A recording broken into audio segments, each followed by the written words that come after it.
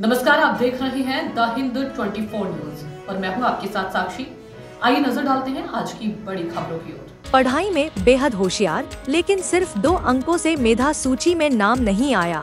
इसके बावजूद उसी तन्या ने अब बांकुरा के लिए एक बड़ी उपलब्धि हासिल की है, वो भी सुरों की मधुरता के जरिए। गाना गाकर राज्य के एक लोकप्रिय म्यूजिक रियलिटी शो में प्रथम स्थान प्राप्त किया है बांकुरा के पांचअफगान की निवासी और कॉलेज छात्रा सर्वजिता सिन्हा ने। राज्य के विभिन्न जिलों से आए 18 प्रतिभागियों के बीच सर्वश्रेष्ठ बनकर सर्वजिता ने यह खिताब अपने नाम किया। भादुल गांव से बांकुरा शहर और फिर कोलकाता के मंच तक का उनका सफर बेहद प्रेरणादायक रहा है। सर्वजिता के पिता पेशे से शिक्षक संदीप सिन्हा कहते हैं कि जो बच्चे अच्छा गाते हैं वे पढ़ाई में भी अच्छे होते हैं। बेटी की बहुमुखी प्रतिभा पर वे बिल्कुल भी आश्चर्यचकित नहीं हैं। उन्होंने बताया कि बचपन से ही सर्वजिता गाने के बिना रह नहीं पाती थी। संगीत के प्रति उसकी गहरी लगन है। सर्वजिता को पहला बड़ा मौका 2019 में मिला था, जब उसने दुर्गापुर में एक प्रसिद्ध रियलिटी शो के ऑडिशन में शानदार प्रदर्शन कर सबका ध्यान आकर्षित किया। इस वर्ष पूरे बंगाल को जीतकर उसने बांकुरा का नाम रोशन किया है। हालांकि बेहतरीन गायन और पढ़ाई दोनों में एक साथ उत्कृष्टता हासिल करना आसान काम नहीं। जब सर्वजिता से इस संतुलन के बारे में पूछा गया तो उसने बताया कि वह हर सुबह उठकर एक सख्त दिनचर्या तैयार करती है और उसी के अनुसार गाने का अभ्यास और पढ़ाई करती है।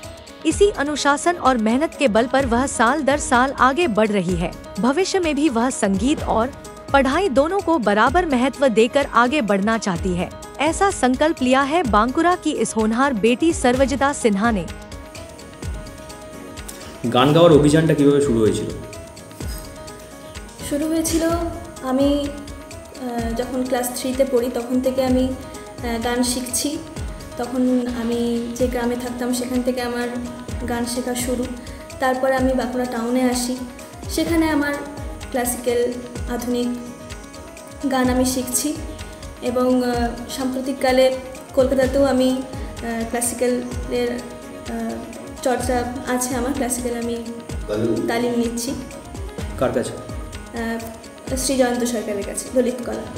আচ্ছা, আপনি কোন গ্রাম থেকে এসেছিলেন বাঁকুড়ায়? আমি ভাদুল গ্রাম। আচ্ছা, তো জীবনের প্রথম গানের ক্ষেত্রে সবথেকে বড় অ্যাচিভমেন্ট বা সবথেকে বড় দরজা কখন খুলেছিল?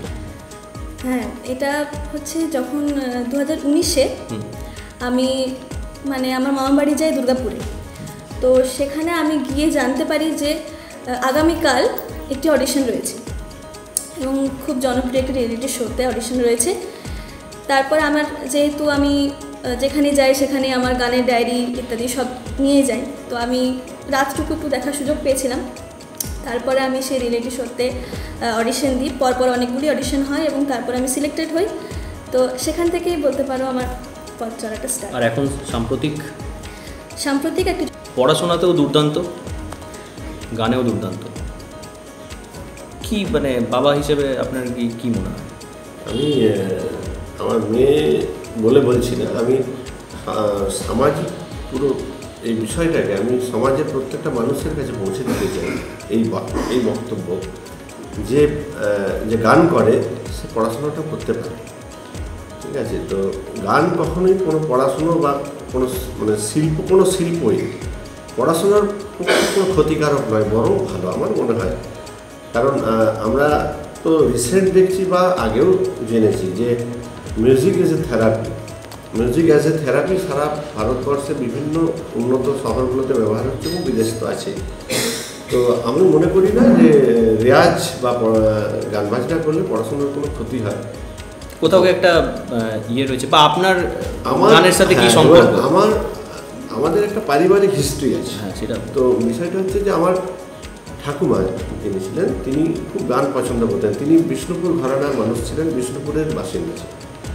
তো আমার দাদু আমার ঠাকুমাকে, আমাদের বাড়িতে এখনও আছে, আমার ঠাকুমাকে এতই ভালোবাসতেন যে ঠাকুমাকে একটা তখনকার দিনে এবং খুব উন্নত মানের গ্রামাফোন একটা ঠাকুমাকে গিফট করেছিলেন।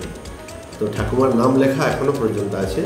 তো সেই ধারা রেখে আমার পিসমণিরা গান করতেন, আমার বাবা, আমার জেঠু, এরা সব গান করতেন। তারপরে আমার দিদিরা এলো, দিদিরা বিষ্ণুপুরে সব গান শিখেছে, বিষ্ণুপুর ঘরানায় বড় হয়েছে। তো সেই পরিমণ্ডলে থাকতে থাকতে আমাদের তো গান বাজনা ভালোবাসা তো রয়েই আছে। মানে বিষ্ণুপুরের একটা ইনফ্লুয়েন্স রয়েছে, কথায় আছে গান বাজনা মতিচুর, এই নিয়ে বিষ্ণুপুর। একদম একদম, তো সেইটা গান বাজনাটা আমাদের মজ্জায় রয়েছে। সেটা আমার ঠাকুমার বাপের বাড়ির জন্য কিনা জানি না, কিন্তু আমার বাবা। देखते रहिए द हिंद 24 न्यूज।